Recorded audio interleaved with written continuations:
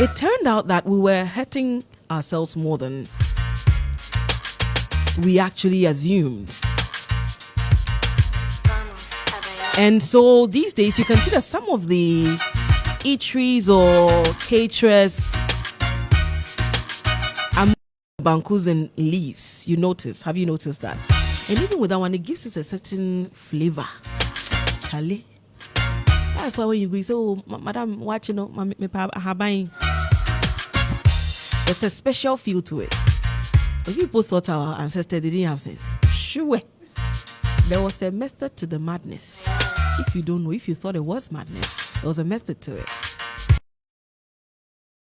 Here again, Sankofa, Yinchi, Ana.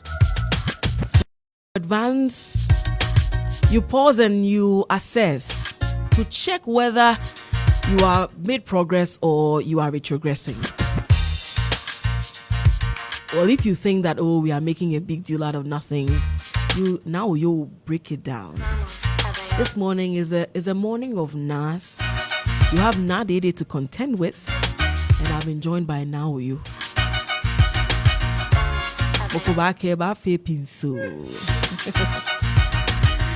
All right, good morning to you now. How are you? Hi, good morning, Na.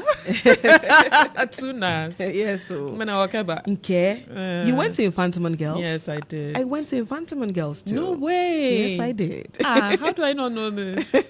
But I won't tell you my year, because if I tell you my year, my listeners will now start calculating my age and be. Oh, that's what I mean. They can't calculate. So should I tell them? If you want to, 97. Oh, 97. Yeah. That's when you left? That's when I finished. You are my senior pal. Oh, yeah. Oh, Salute. I hope you're well. I'm great. Yes. Good to have you. Thank you so much for having me today. And so let's get to know you a lot more before we start to talk about the campaign. Okay, sure. Now you're Quartey. Who are you?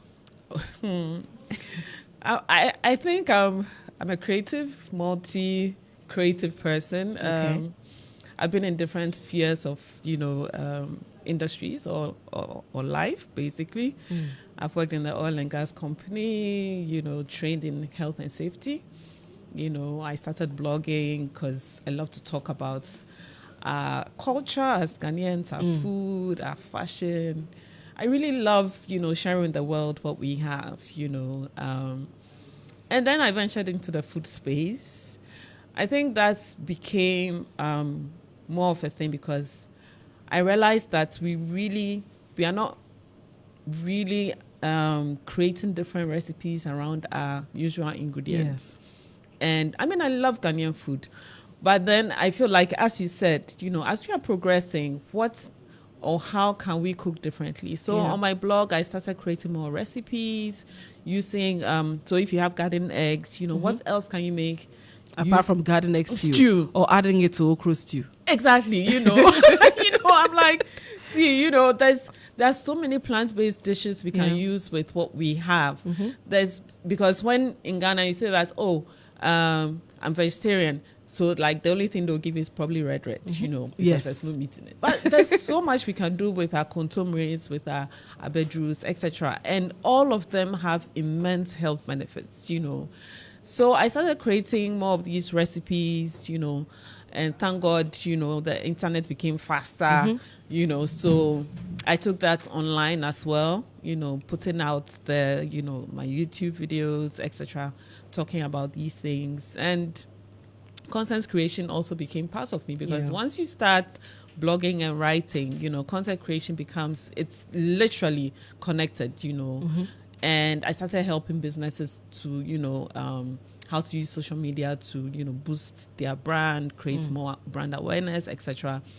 And people didn't understand it at first. Ghanaians, I feel like, we are slow in warming up adapting to something to new. Technology. Yeah. But we are quick in grabbing onto trends that are even harmful to us. That's true. And we don't even question it. But the technology that can help us quicker, we are slow at adapting to that. So, yes, currently I'm a chef, as you said. I'm a ramen chef. People know me for my ramen. And I create food experiences. I just love giving people a different experience. Yeah. I don't know, maybe I grew up in a home where there was always enjoyments. My dad loved throwing parties, like, the family would come, friends would come, so, I've always loved company, good vibes, etc. So, yeah. Okay, so you talked about ramen. Yeah. Where did you develop the love for ramen? I mean, that is how I got to notice you on Facebook. Okay. I've been curious. I mean, sometimes I look at it, I'm like, this is very interesting. Right. I had been toying with the idea of coming to your restaurant. I never made it there. But then again, I've been wondering, where did that love develop from? Yeah, so I think travel, because once you travel, like, your eye is open to so many different experiences. So the first time I had ramen, I was like, hey, like, what's this deliciousness? And it's not in Ghana. Like, I've never heard of any place making ramen. So I'm like, okay, let me try and make it. Charlie, it's not easy, because you have to make stock from scratch, And that when you said scratch, it reminded me of there's a lady on social media who makes everything from scratch. Oh, yes. I've forgotten I know her. her. Her very soft voice. The Smith, Nara Smith. Yes. From scratch. So when you said from scratch, hers is extreme. I don't make Pepsodent from scratch. I make toothpaste. Oh, Lord. Anyway, but yeah, so I started making from scratch, and I had to develop my own taste. Okay. That would appeal to the Ghanaian palate, because I realized that ramen it's delicious, but to the Ghanaian palate, it would be like a bit bland, you know. So, and I actually had a restaurant like 2020, and then COVID happened. Yeah. It was terrible. Like, we had to shut down because of the lockdown and everything, So currently, I do deliveries, small, on orders. by. Yeah. So it's been interesting, seeing how Ghanaians too have come to love it, because, like I said, I've made it to appeal to the Ghanaian palate. It's not spicy. It's very flavorful. Okay. But when you add the pepper to it, it's bomb. So, yeah.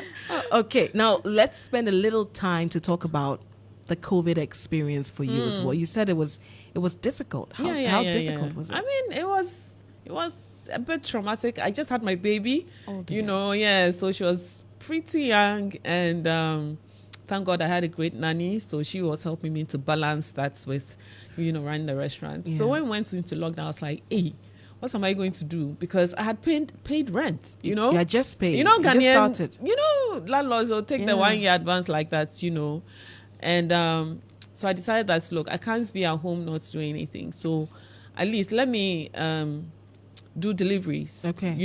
whilst we are in lockdown, Yeah.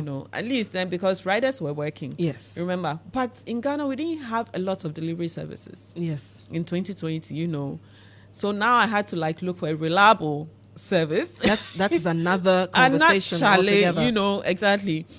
And these riders just mess me up. By the time the food gets to the customer, the food has spilled, and the riders refuse to use Google Maps. Oh dear. Because 2020, yes. I mean, I think it at was that during, time. It was after COVID or within COVID, that we developed the whole delivery culture. Yes. So it was such a struggle getting the riders to actually follow the map to get the food to people, After a few tries, I was like, Charlie, it's okay. Let me just wait for lockdown to be over, And then lockdown was over, but now they're like, people can dine in by social distancing. Remember? Yes. Yes. So now it's like you are working, but it's like half capacity. You can't have a full house. That was hard. And you think that landlords would be like, oh, okay, because of the COVID, we'll give you some grace period so you can recoup. But no, they are collecting the next year rent. And that was really tough. I'm like, I feel like sometimes Ghanaians, we need to show each other grace. Yes, it's not everything about money. We need to connect more on a human level. Have mercy on people, Be considerate. And I feel like we are not that a lot of times. When COVID was happening, even the US, landlords were giving restaurant owners grace periods 6 months. Yes. And I'm like, you can't expect me to pay upfront, no, like some 40K, drop it like that. It was hard, you know. And I was in East Legon, you know, that place there. I mean, it's pricey. It is pricey, you know. So I couldn't, you know. And I think you really need to have the courage to restart or to pivot, you know. So I'm like, okay, let me just be virtual and just do online, you know, on and order manage. basis. And get people to. And you know, once your food is good, people will come. Oh. And it's word of mouth. See, and it's word of mouth. And I, you know, thank God I had built my social media skills. So in terms of the marketing, so I literally, you know, started pushing more of content there. And once it's good, people don't find you, they'll come. Even if Charlie, like some smoke under the tree and the food is good, they'll still come. So I'm so grateful to God that like customers still came, you know, and followed me to Osu, you know, when I relocated. So I used to live in East Legon Hills and, you know, I relocated to Osu. Yeah. You know, moved everything there. And I had to start from scratch. But like, Charlie, it's life, you know, you have to be ready for changes and how to deal with it, how to adapt, you know. And you're a new mom, you know, you're still breastfeeding. And it was so hard because like, hey, my gosh, motherhood, yeah, a whole conversation on its own. So when you look back to those turbulent times and now, what comes to mind, or what are the key lessons for you in there? Oh, I think, like I said, being able to pivot, you know, people are afraid of change. A lot of people are like, what if this thing doesn't work? Oh, let me give it some time. That time you have is now. Tomorrow is not promised, you know. I think a key lesson for me is like realizing my resilience, you know, that I'm actually really strong to, you know, weather a lot of things. So, it's a very strong lesson. And, you know, like you've hired workers and stuff, you know, but they come and go. And you also learn lessons from there, you know, learning so much about, you know, managing people and knowing what to expect, you know, when they're working for you. Like, it's really something else. Ghanaian workers can be another conversation altogether, you know, because the hospitality industry has the highest labor turnover. Globally, not just in Ghana. You know, they just come and go like that, you know. They don't even tell you they are leaving. Just up and go, collect your money and go and move to the next place, you know. So you should be able to have certain expectation that this might happen, you know, put in place measures in case it does, you know, and stuff like that. So, And so right now your restaurant is located in Osu. So we are in Osu. It's home-based, still home-based. Okay. Yes, so it's based on orders. If people place the order, then it will be delivered. Now the deliveries are a lot more reliable. You can just... At least now Uber is, yes, you know, Miango is there, and, you know, more of the riders have become more technology savvy, you know, savvy. So it makes it easier. It makes it so much easier. Now, how do you ensure that you maintain the taste? You know, sometimes I'm telling one you, of the things is the consistency. It's so You're important. expecting a particular taste, but then you go today, it tastes different. The other day, it tastes better. The next time, it's awful. How do you ensure that you maintain the taste and the standard? Yeah, so it's really important in terms of, so here you're looking at your suppliers. Okay. So certain ingredients, you have to use the same ingredients. So let's say... And same supplier. Yeah, same supplier and same brand of, let's say, soy sauce. Okay. Because ramen is Japanese, a lot of it is soy sauce based. So you're using the same brand of soy sauce. Not soy sauce with the same brand. So if you're... Imagine... Let's say you're buying White Lily soy sauce. Stick to White Lily. Because if you use another brand of soy sauce, the taste will change. You may not get the same taste. You won't get the same taste, you know. If you're using carrots, stick to the same type of carrots.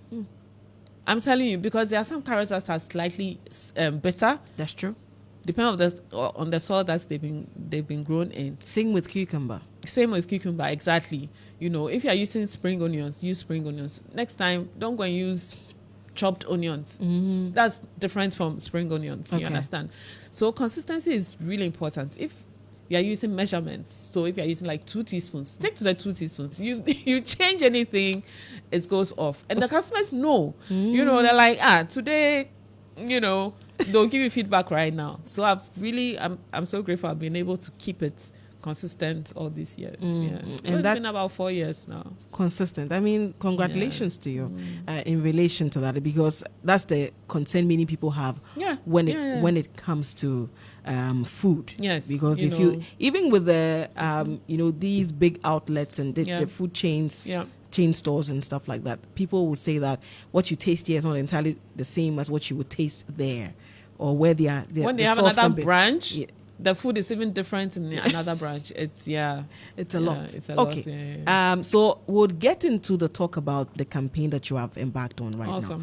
But I'd go for a quick commercial break. Okay. When I return, that is the next part of the conversation we are going to have with Oyoo at Quartey. We are talking about food in general this morning.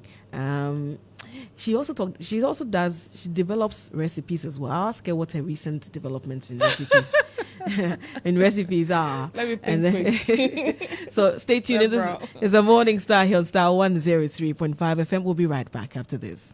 Let's have breakfast on the Morning Star. This is Star 103.5 FM. Simply the best. 712 hash. Luck is everywhere, for everyone, yeah. Here's to the friends who dialed star 712 hash and found no regrets. To the investors who struck gold. To the health workers who diagnosed luck with precision. To the tough guy who couldn't hold back his tears. To the passionate fan who couldn't contain his joy. To the seamstress who turned her hard-earned stitches into a bundle of happiness. And now, here's to you. Your next big win is right here.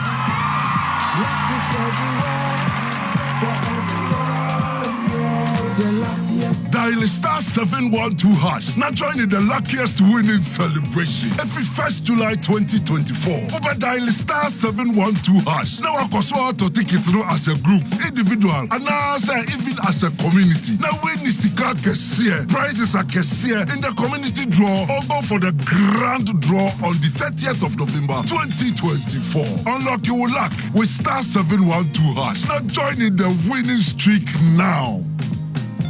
The luckiest. Star 712 hash. Luck is everywhere, for everyone, yeah. The luckiest. The pandemic has had a generally deleterious effect on the economy of African nations. This has devastated many African economies and sunk them deeper into unsustainable debt and economic downturn. Remember these words from former President Mahama. Now, as campaign season heats up, he is pointing fingers at the current administration.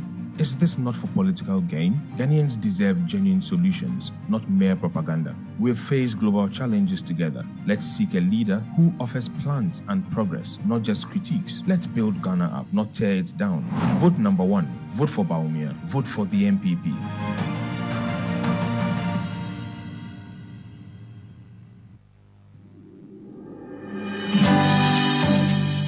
It's portable, disposable, and always on hand when you need it.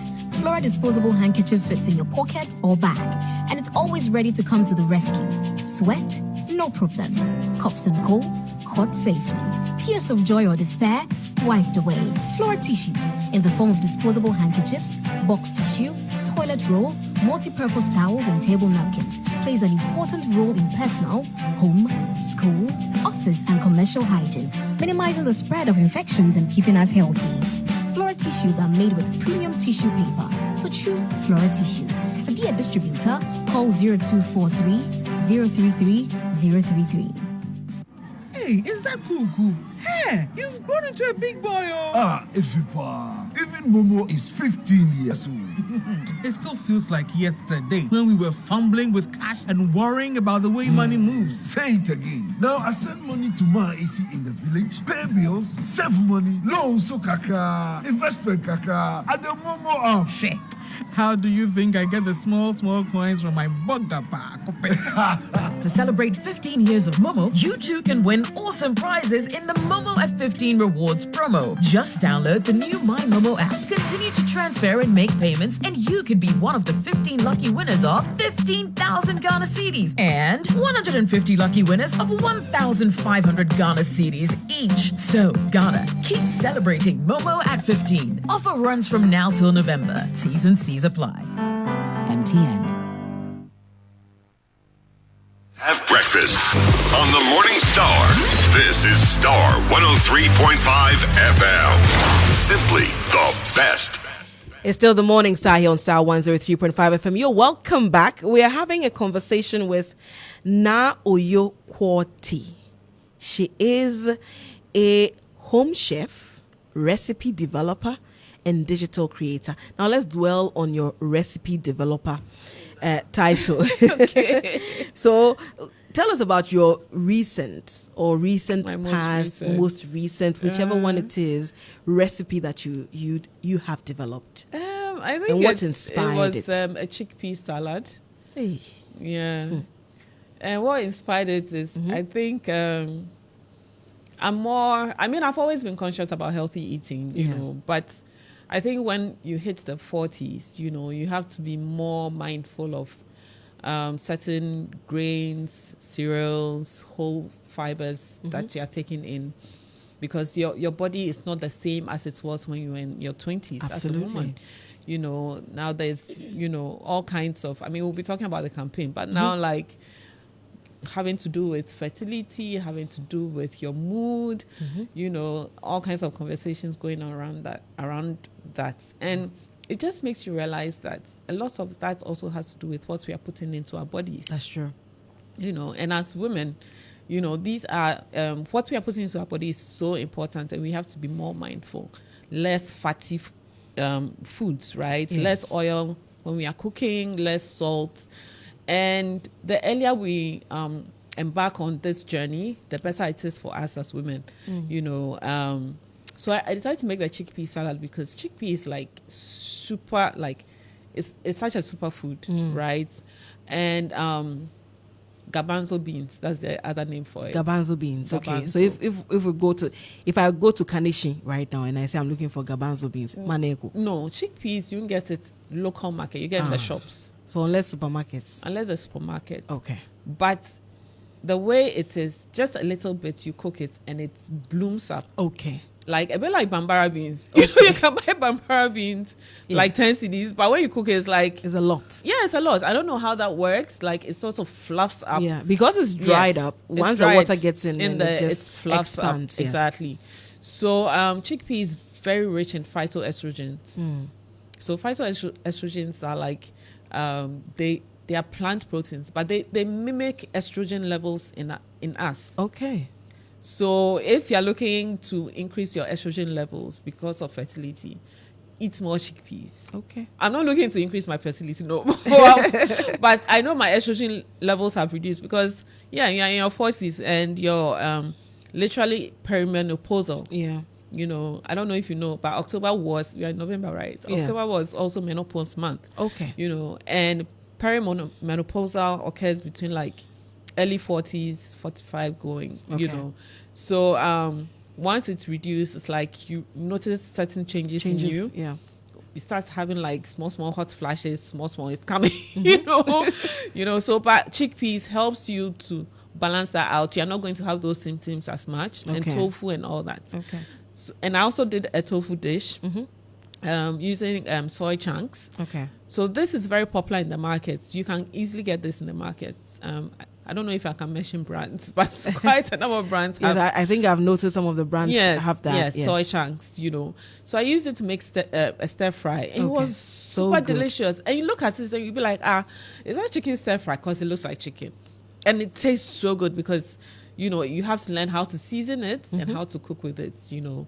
Yeah, so that's what I made recently. That's like my most recent recipe. Now let's settle down and talk about the campaign. Yes. In relation to say no to Banku Rubber. And take your own bowl. And you have your own bowl with. Yes. But then again, let's take it step by step.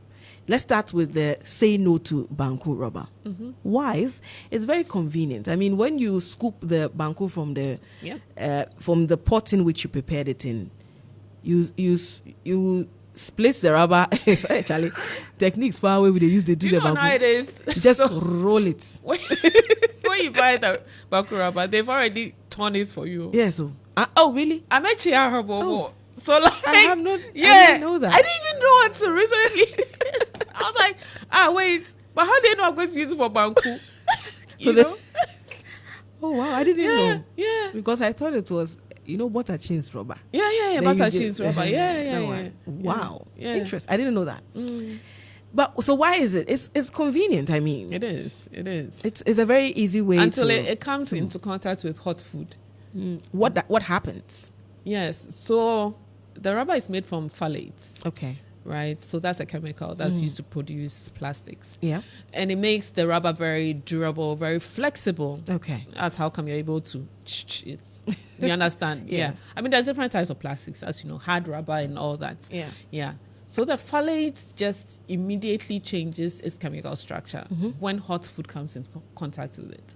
I don't know if you've noticed, but like sometimes the rubber slightly melts. Yes.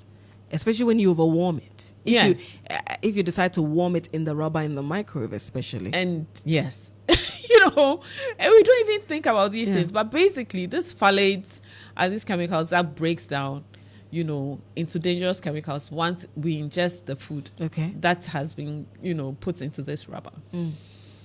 And it just messes up our entire system. There's hormonal disruption. I kid you not. And it's like, it's not me just saying this. Like, there's research that has been done that is out there, and it warns people about putting hot food into these types of rubbers. Yeah. It disrupts your hormone levels. So maybe you're expecting your menses to show up at this time. It shows up at another time. It even affects fertility in men. Low sperm counts. Yes. So this is not just it's a women thing. No, it also affects the men. It affects children. When you're pregnant and you're buying food and you've gone to buy Hausa cocoa, these phthalates are right in the Hausa cocoa because they put it in the rubber. Because they put in the rubber, and you're ingesting this cocoa, it affects your growing baby. Have you ever wondered, like nowadays, a lot of children are having like allergies, asthma, so much, and you just wonder are these things coming from, so we have the hormonal disruption, reproductive health issues as well. People are trying to get pregnant, that they can't get pregnant. Like, you ask your mom, okay, the doctor, you've all been marked okay, the two of you. So what's actually happening? What are you taking to your bodies? And these are the questions we need to start asking ourselves. Like, we need to draw our minds to it. Like, what am I actually eating? What am I keeping my food in? And it's not just the banku rubber, but styrofoam. Is it the takeaway bags? The takeaway. And this thing is banned in countries. Why are we not banning it in Ghana? It's convenient. It's convenient. Isn't it? Then they should line it with leaves before they even put your food inside. Okay. Because styrene is poisonous. Styrene, that's the chemical that's used to produce it. And styrofoam was produced as a form of storage for packaging stuff, shipping stuff. Okay. Because it protects it. Yeah. Along the way, someone decided to make plates and bowls out of them, and styrofoam cups for coffee and all that. That one also, once it gets into contact with hot food or hot drinks, it changes its chemical structure. It becomes more toxic and carcinogenic. So now the phthalates and the styrenes are linked to cancers, breast cancer. Because now they are saying that recently it was breast cancer month in October, and they are saying that even if you don't have breast cancer in your family, you can still have breast cancer because of your exposure to some of these things. Some of these things or your lifestyle. You understand? So what you're taking to your body now can cause breast cancer. So you can't go and say, we don't have it in my family, so I'm okay. No, and we have developmental problems in children, behavioral problems, lower IQ scores, and all that. And these are being linked to phthalates and the styrofoams. So what are we, buying for our kids? Yeah. Are we storing our kids' foods in the banku rubber and taking it to school for them? What's the impact on their behavior? And Sometimes, development. like, you have people trying to explain away certain things, but we have to pay attention to how we are feeding our children. Yeah. So it's not just the choice of food, but also what we are storing their food in. And then there's also increased risk of obesity. So these phthalates are also on the hormone level affecting our insulin. They are affecting metabolic disorders, So maybe you are trying to lose weight, but it's not working. You are doing everything, but you have to start asking yourself, like, what am I exposing myself to? And you're exposing yourself to the banku rubber. You're exposing yourself to these phthalates and these styrene. Yesterday, when I was driving, I was going somewhere. I noticed a group of young men. They're all holding like takeaway packs. I don't know whether it was an event they had come from, but like the bags were full of like takeaway packs. I was like, oh my God, I was driving too fast. I wanted to even stop and tell them, guys, please make sure that this food you are going to eat, it has been lined with it. Okay. Or they'll put it in the banku rubber and then put it in the styrofoam. Now is like double trouble, double wahala. double exposure. Really? Yes. So we are really increasing our risk to cancer, increasing our risk to obesity and all kinds of issues. And it appears as though many of us have not drawn our minds to these things. Yeah. And it may not necessarily be our fault entirely. People are generally unaware of the harmful effects of some of these things. Yeah. And perhaps, and it's good to know that you have embarked on this campaign to create awareness on it, at least with a bit about lining the plastics or the styrofoams with leaves. I think it's basic. That is something many people can do. Yes. I see that some of the eateries and stuff like that, they have adopted that. Some of them is just for the aesthetics, but really, at least beyond the aesthetics, they have to believe that, in it. Yes, you have to believe that this is something that is good for all of us. Now, you say we should take our own bowls as well. Yes. You have your bowl here. Yeah. One thing I want to ask is, plastics, is the issue with plastics in general? Because this bowl is plastic. It's made of plastic, right? Yes. Okay. So we have some of these bowls that are also lined with a metal or a steel inside, and some of the plastics too are like microwavable. Okay. I've had this bowl like almost 10 years. It hasn't, it's biodegradable or it's eco-friendly. It's going to be durable for the longest of time. You understand? It's not something you can just throw away. So we need to encourage more reusable bowls. So reusable, whether it's a glass bowl, whether it's made out of cast iron, whether it's made out of steel, we have to encourage reusable bowls in our homes and in our offices. So what we are talking about is not just for the home, but like you can have a bowl that's in your office and keep it in your drawer. When you want to send someone to go and buy you the fried yam at, give the bowl to the near your office, give them the bowl and let them go with it. I don't know. Is there people afraid that somebody will drop something into their food? Well, I think that is we change because of the convenience of it. And at a point, I think people thought it wasn't cool to now be you're going to buy food. You have a bowl. Like everybody no, but it's a mindset problem. Yeah, so it's a stronghold that we have to break. We talk about spiritual strongholds. Even God says it. We have to break these strongholds that we have. That somebody will be laughing at me, or I don't have steez or composure.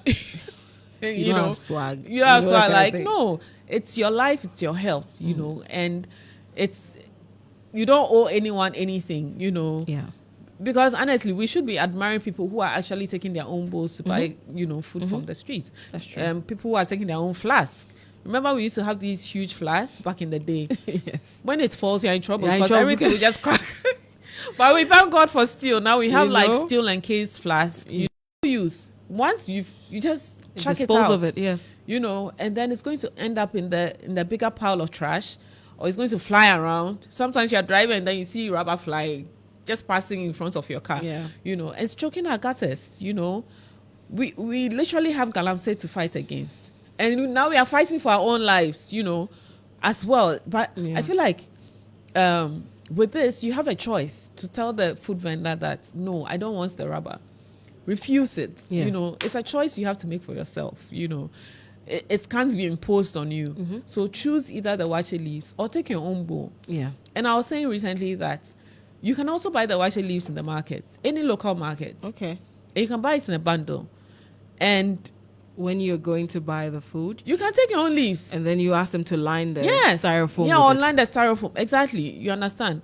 And you can store these leaves, the katamfe, it's called katamfe leaves. You can store it in the freezer. Okay. It doesn't spoil. It doesn't fall up. Like, that's the wonder of God's creation. It's like, it doesn't change. You just wash it and it's fresh. Wow. Yes. Keep it so in I the have freezer. several in my freezer. I kid you not. I have several in my freezer. So, like, yeah. That's news to me. I didn't know. You know, they're in countries like Thailand, for example. You know, they eat in leaves. India. Yeah. You know, you go to the fine dining restaurants, your food comes in a leaf. So it's not just the wache leaves, the banana leaves, the plantain leaves. Mm-hmm. These are like very broad, and all you have to do is just wash it, roll it up, and store it in the freezer. When you want to use it, especially the plantain leaves, you just place it over the gas burner, over the flame, and just wave it. And it softens it up, and then you can wrap your banku in it. And it keeps it for longer. Like you're saying, the flavor is there. Yes. So if you keep it in the leaves, you can store it in the fridge. And then someone's like, so how do I warm it? We all have rice cookers at home. Yes. The steamer baskets. Yes. Put it on the steamer baskets and let it warm up. So you don't have to boil it in water. Yeah. You know. The dangers sometimes we expose ourselves in our homes. Sometimes we don't even think about it. Like you said, we warm banku in the rubber in the microwave, like double exposure, and put it on fire in water, and you are cooking the rubber with the banku. With the banku. Whole rubber. You're going to eat rubber. Like, we are cooking phthalates in. Oh my gosh. We do not know. But it's not too late for us. Yes. And that is why it's good that you have embarked on this campaign. And as much as many of you that are listening to us, yes, we hope that it's not just you listening to this conversation, but it will go ahead to, transform the way you store your food or go outside to buy your food. It's very important that we do so. But I'm sure something triggered this campaign.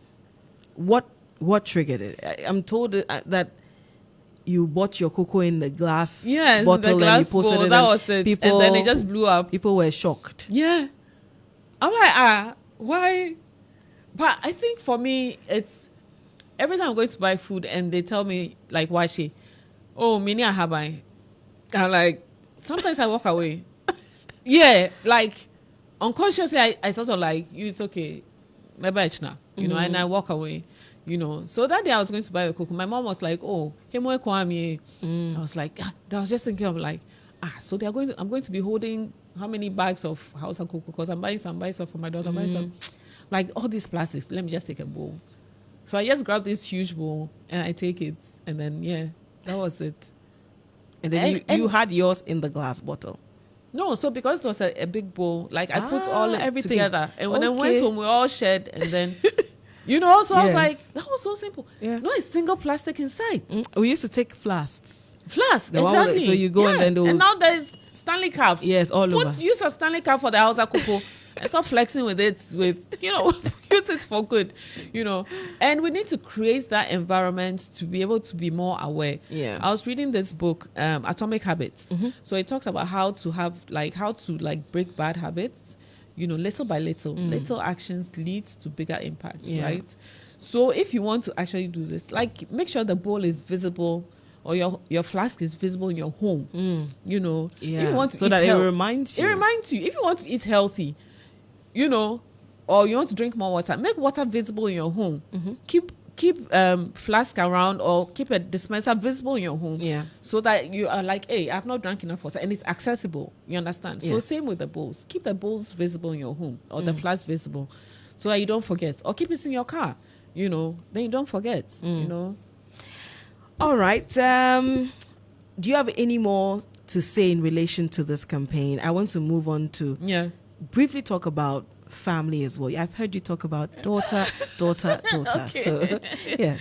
All right. So I just want to invite everyone listening out there, join the movements on social media with the hashtags Take Your Own Bowl or Say No to Banku Rubber.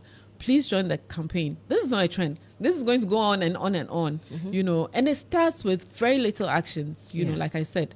Just keep it around you. Take it to the food vendor. Let her put your food in it. Take a picture, post it, and it encourages people like, hey, it's true. And when you post it and people are commenting like, we used to do this. We used to do. So I'm like, okay, let's do it then. We used to do it. Let's do it again. Because the benefits or the pros far outweighs the cons, So, wherever you are, whether you're a food content creator, food blogger, foodies out there, we need to create more awareness around this. Okay. Thank you. And well done. Congratulations. And thank you for this initiative. I would also be conscious about, what I store my food in. Yep. Some time back I read that it's better to eat in glass bowls and stuff like that. I started by Charlie. The microplastics in our homes and all that, the plastic chopping boards. So more of the wooden chopping boards. More of the wooden. And then the wooden spoons and stuff. Spoons, that we, yes, because they also say the plastics we are cooking it into the foods, It gets confusing every day. It's a lot. Because sometimes you get the suspense and all those others for the aesthetics. Yeah. And you realize that it's not healthy. The coating is now they say cast iron. Every day we wake up to another thing. Like what that they say? Let's use that they say like that. Sometimes you ask that they say, what did they even use to coat it? Look, it's getting tiring, but for our health, we'll have to do a lot more. We have to do a lot. We have to do a lot be more mindful. Yeah, I've heard you mention your daughter for a while. Yeah. Let's talk about family. How was it? How is it like for you? Being a mom of a young girl, I'm sure. Yeah, she's 5 now. Okay. Yes. So you talked about the early stages being tough, especially COVID, but how has it been since then? I think millennial parents, we have a lot of work to do compared to our parents. We listened more.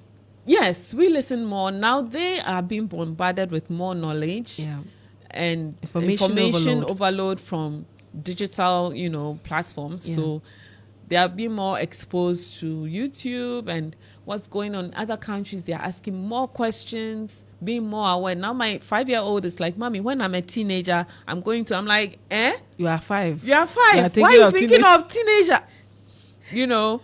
I think, it's an interesting journey, because sometimes I get to relive my childhood through her. Yeah. Because sometimes she'll be playing with like stickers and all kinds of cool stuff. Like, hey, what time we didn't have these things. So or I get to introduce like the cool stuff that we used to do, games that we used to have when we were kids, like Alikoto and stuff. Yes. Because like they don't know these games, I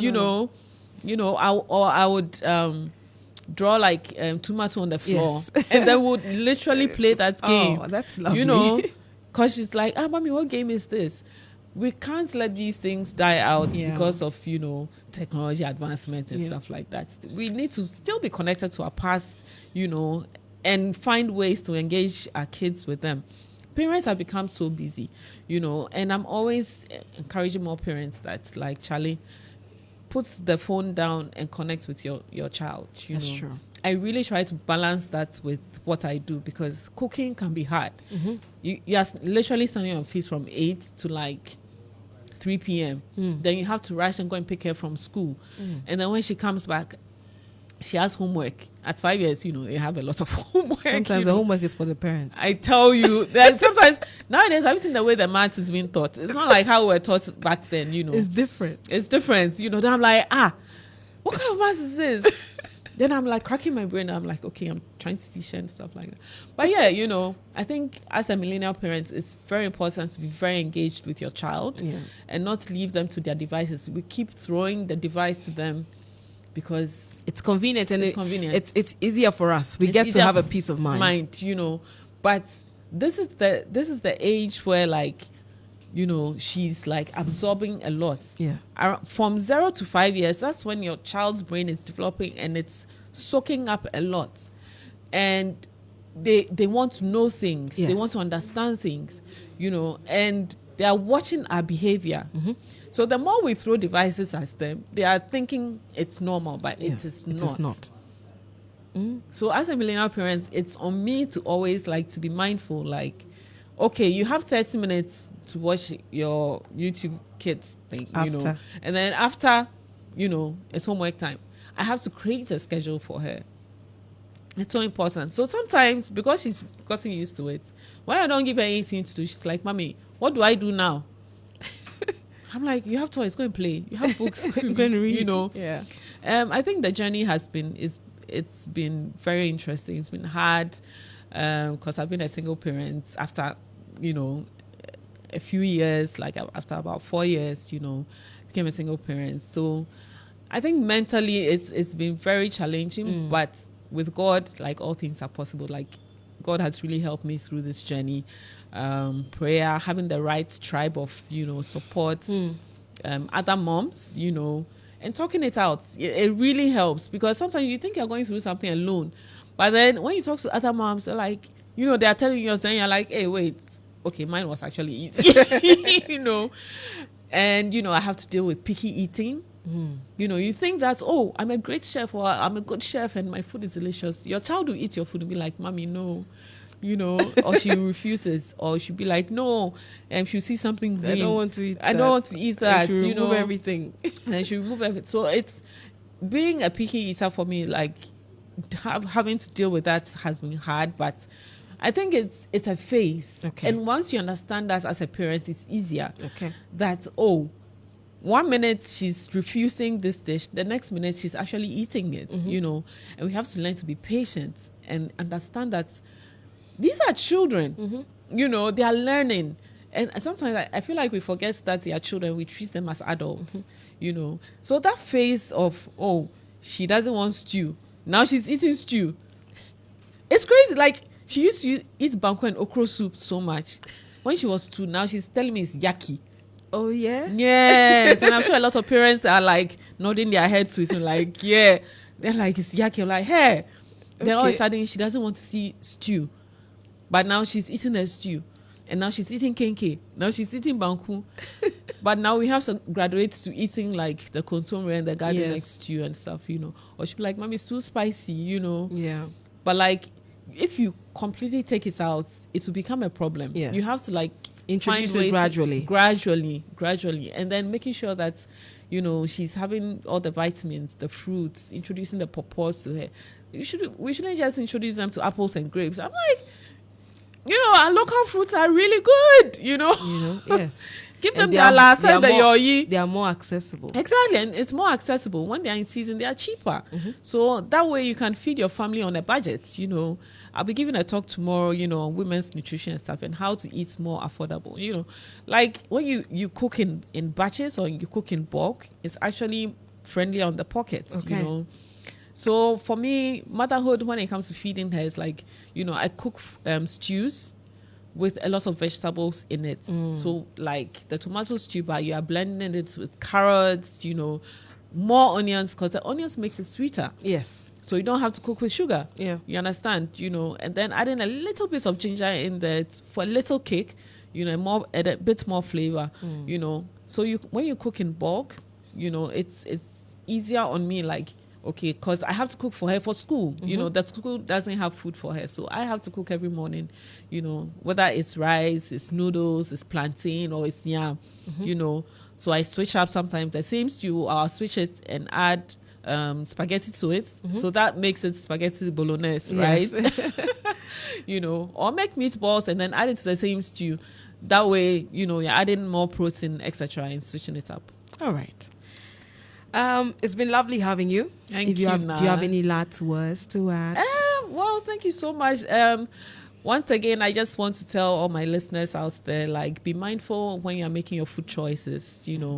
Think around what you are doing. When you go and buy your fried yam and your gizzard, you can even take your leaves or take a small bowl and let them put it inside, because the heat is really melting the from the yam. It's melting the rubber. You know it. You see it. Yeah. You know, why would you put it into your body? It's your life. It's your body. Your body is God's temple.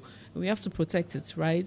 And it's a simple act that makes a huge difference. It's very simple, though. I always say that sometimes the problems that we have in our society, sometimes it's just simple acts that's, you know, don't throw rubber out of the car whilst the trotro is driving. It's a simple thing. Just keep it in your bag. Yeah. Get home, put it in the trash. You understand? So simple acts, you know, really makes a difference. So we need to work together for a cleaner and a greener Ghana. Thank you. What about paper? Oh, paper is great, you know, but they would say, you know, the trees, we have to protect the trees. Okay. You know, but if we were taking recycling more serious in this country, we wouldn't be having these issues. I was telling someone recently that in Mauritius, the sugarcane that they have, they grow huge tracts of sugarcane. The chaff from the sugarcane is used to generate electricity. The sugarcane is used to produce rum and alcohol and all things that they export. The chaff. And we chew the sugarcane and throw it up.